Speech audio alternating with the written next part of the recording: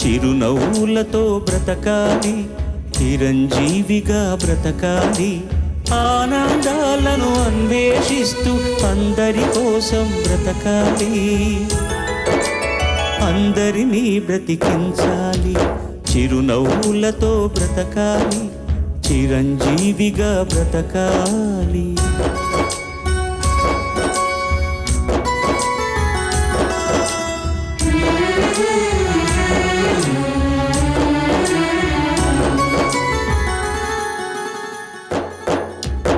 ఎగిరే పక్షి రెక్కకు సహజం ఎగిరే లక్షణం, వదిలేస్తుంది నిన్నటి గూటిని వదిలే ఆ క్షణం.